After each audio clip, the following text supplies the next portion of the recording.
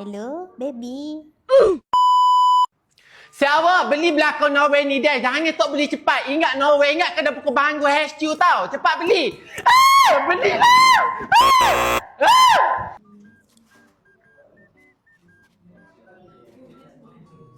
Siapa beli dah buku ni? Saya jual buku. Ada banyak buku. Korang boleh beli. Siapa belilah. Malulah. Janganlah tengok saya. Nanti belilah buku ni. Saya orang tahu. Hari tu ke. Ada kau tu. Kau ni lah. Saya jangan koyak siapa-siapa deh. Kita je. Awak jangan makan sini. Jangan beli lah. Boleh. Okey, sahabat boleh beli novel ni. Novel ni sedap juga ni. Novel ni. Saya nak review novel ni benar. Ni sini beli belakang ni. Deh. Buku ni. Sebenarnya kita beli belakang lah. Muda-muda buku ni sekali. Mata saya awak. Baby call.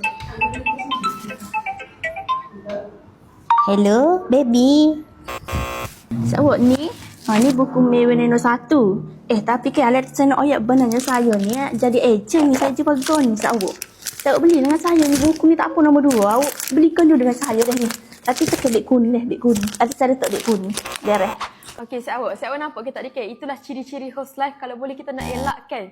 Sebenarnya kalau kita nak cari host live ni, live host ni, kita kalau boleh nak cari hok pandai kecek, pandai berinteraksi dengan audience dan tak pemalu. Dan yang paling penting, dibaca novel-novel ni boleh explain kepada penonton. Jadi sebenarnya Kedai Buku Banggolor ini nak cari host live baru, live host barulah. Jadi kalau awak ada ciri-ciri yang saya sebut ni 4 tadi ni, boleh apply dekat My Future Job dan juga Indeed dah. Kena apply minggu ni lalu, kita akan panggil selalu dah. Okey? Bye, semoga berjaya.